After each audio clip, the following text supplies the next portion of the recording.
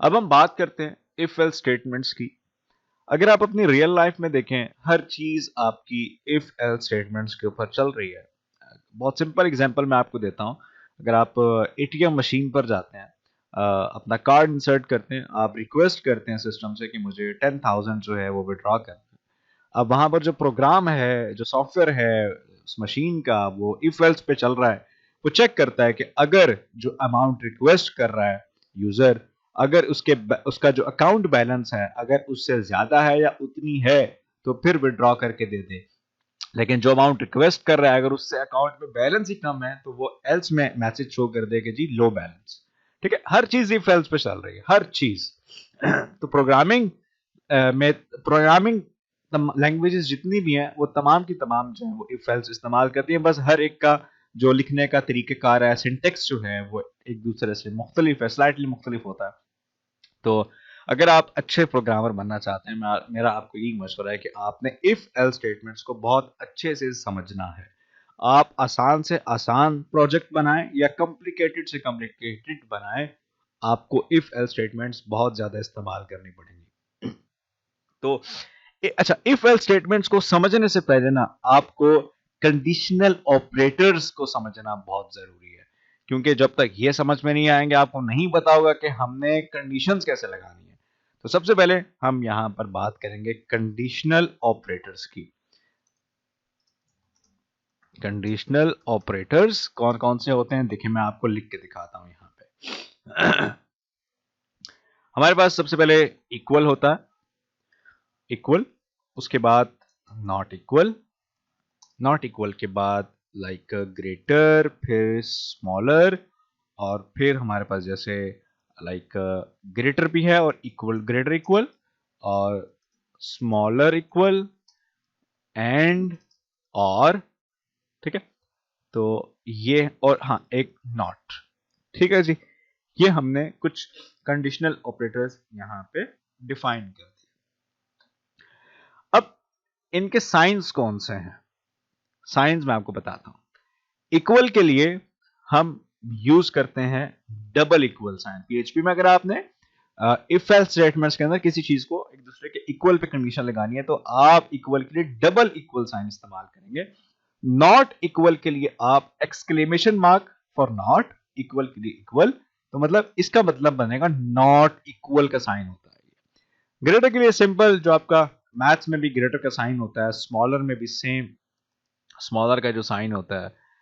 इसी तरह greater equal के लिए पहले ग्रेटर फिर इक्वल। अक्सर बच्चे इक्वल पहले लगाते हैं, ग्रेटर बाद में लगा देते हैं, ये गलत हो जाता है। ठीक है, तो आपको ग्रेटर और फिर इक्वल यहां पे लगाना है। स्मॉलर के लिए पहले स्मॉलर फिर इक्वल। एंड के लिए आपको दो दफा एम्पर साइन जो होता है आपका, ये आपको इस्तेमाल करना है। एंड वाला साइन 2 टाइम्स आप यूज करेंगे।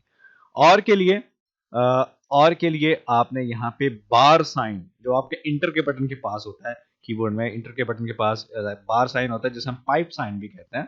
ठीक है, ये वाला साइन देखें, ये 2 टाइम्स लगाना है, एक दफा और फिर ये अगेन। नॉट के लिए आपने एक्सक्लेमेशन मार्क वाला जो साइन है वो इस्तेमाल करना है। ये हो गए आपके कंडीशनल ऑपरेटर्स। ठीक हो गया, चलें, ये आपने बस याद रखना है अपनी कॉपी के ऊपर, ये अपने नोट्स आपने लाजमी बना लेने हैं।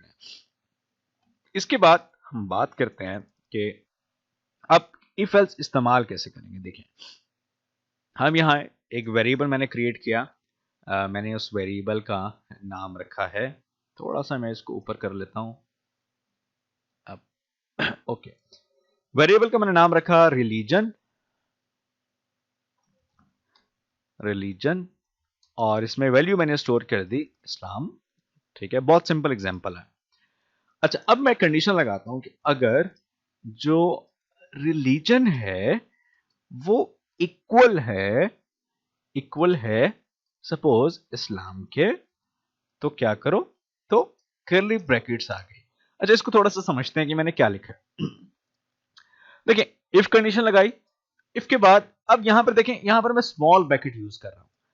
स्मॉल ब्रैकेट में आपने अपनी शर्त रख देनी है कि अगर ये शर्त हो, उस शर्त को पूरा होने के ऊपर क्या चीज यूजर को डिस्प्ले करवानी है, वो आपने कर्ली ब्रैकेट्स में डिफाइन करना है। 2 तरह की ब्रैकेट्स है, एक स्मॉल ब्रैकेट जिसमें आपने अपनी कंडीशन रखनी है और उस कंडीशन के पूरा होने के ऊपर आपने जो चीज यूजर को दिखानी है वो आपने करली ब्रैकेट्स में रख देनी है। बहुत सिंपल बात है। मैंने लिखा इको कर दो यू आर मुस्लिम, मतलब अगर रिलीजन बराबर है इस्लाम के तो यूजर को मैसेज शो करवाओ यू आर मुस्लिम। अच्छा, अगर ऐसा नहीं है तो यहां पर हम एल्स लगाते हैं। एल्स में कोई ब्रैकेट नहीं आएगी क्योंकि एल्स जो है वो शर्त नहीं होती, जो कुछ बच जाता है वो एल्स होता है। तो यहां पे कर्ली ब्रैकेट्स, यहां पर हम सिंपल लिख देंगे यू हैव एनदर रिलीजन, या हम सिंपल लिख देते हैं यू आर नॉट मुस्लिम। ठीक है, देखिए अब क्या है कि अगर रिलीजन बराबर है इस्लाम के तो मैसेज शो कर दो यू आर मुस्लिम, और अगर ऐसा नहीं है तो मैसेज शो कर दो you are not Muslim. Save करते हैं फाइल को, ब्राउजर में चेक करते हैं, लेकिन क्या आता है देखें आपको शो कर रहा है यू आर मुस्लिम। क्यों? क्योंकि ये जो कंडीशन है वो पूरी उतर रही है, क्योंकि देखें रिलीजन का जो वेरिएबल है उसमें वैल्यू क्या स्टोर हुई हुई है, इस्लाम। तो दैट्स व्हाई आपको मैसेज शो कर रहा है यू आर मुस्लिम। देखिए अगर मैं लाइन नंबर 23 पे इस वैल्यू को चेंज कर देता हूं, मैं कह देता हूं यार हिंदू, मतलब रिलीजन हिंदू मैंने लिख दिया। अब देखें क्या होगा, अब पीएचपी लैंग्वेज चेक करेगी वही दोबारा से कि अगर रिलीजन बराबर है इस्लाम के तो शर्त हमारी क्या है, अगर रिलीजन बराबर हो इस्लाम के, जबकि रिलीजन में तो हिंदू स्टोर हुआ है, तो मतलब ये हमारी शर्त पूरी नहीं होती। जब ये शर्त पूरी नहीं होती तो ये मैसेज भी शो नहीं होगा। तो जब ये शर्त पूरी नहीं होगी तो फिर एल्स में जो चीज बच जाएगी ये आपको नजर आएगा। ट्राई करते हैं, सेव किया मैंने, देखते हैं, लुक एट हियर, देखिए नजर आ रहा है यू आर नॉट मुस्लिम। ठीक है, आई होप आपको ये समझ में आ रही होगी मेरी बात। थोड़ा आपको और क्लियर हो जाए, मैं एक और एग्जांपल देता हूं। देखिए मैं यहां पे आता हूं, मैंने एक ब्रेक करता हूं। ठीक है, ओके परफेक्ट। अब मैं यहां पर एक वेरिएबल क्रिएट कर लेता हूं, फॉर एग्जांपल एज, मैंने लिखता हूं फॉर एग्जांपल लाइक मैं लिखता हूं फॉर एग्जांपल 10। ठीक है, ओके अब यहां पे हम आते हैं, कंडीशन लगाता हूं कि अगर एज जो है वो बड़ी है या बराबर है किसके, 13 के, 13 है या 13 से बड़ी है, एंड एज जो है वो छोटी है या बराबर है 19 के। ठीक है, तो फिर मैसेज आना चाहिए यू आर टीन एजर। देखें जिनकी एज 13 जैसे मतलब जिस एज के या जिस नंबर के एंड में टीन आता है, जैसे 13 है, 14, 15, 16, 17, 18 एंड 19, मतलब जिस उसमें काउंटिंग में आगे टीन आ रहा है तो उसको हम टीनेजर कहते हैं, उस एज वाला जो भी बच्चा होता है। ठीक है, तो अब मैंने यहाँ पे कंडीशन ये लगाई है कि अगर एज जो है वो 13 हो या उससे बड़ी हो, इसी तरह एंड अगर एज 19 हो या उससे छोटी हो तो मैसेज होना चाहिए यू आर टीनेजर। एल्स अगर ऐसा ना हो, अगर इनमें से कोई भी ना हो तो मैसेज होना चाहिए you have a good age, for example. Try करते हैं, देखें अब यहां पर अगर आप देखें लाइन नंबर 36 के ऊपर, यहां पर आपकी जो वैल्यू स्टोर है वो है 10, मतलब ना तो वो 13 है, ना 13 से ज्यादा है, ना 19 है, 19 से कम है, मतलब ये शर्त आपकी मुकम्मल नहीं होती है। तो लेट्स सी क्या आता है, ब्राउजर पे जाते हैं, देखते हैं, देखें आपको नजर आ रहा है you have a good as.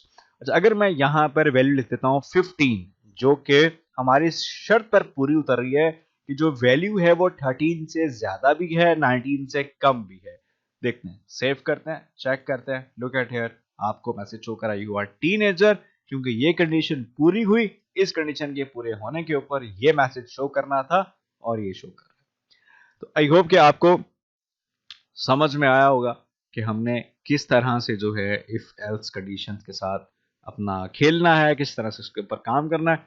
Next video में या नेक्स्ट टॉपिक में हम देखते हैं कि अगर हम एक से ज्यादा शर्तें रखना चाहें, क्योंकि इन दोनों एग्जांपल्स में देखें मैंने यहां पर भी एक कंडीशन रखी हुई है और यहां पर भी एक कंडीशन रखी है, मतलब इफ एक दफा लगाया, इसमें भी इफ एक दफा लगाया, सिंपल वर्ड्स में।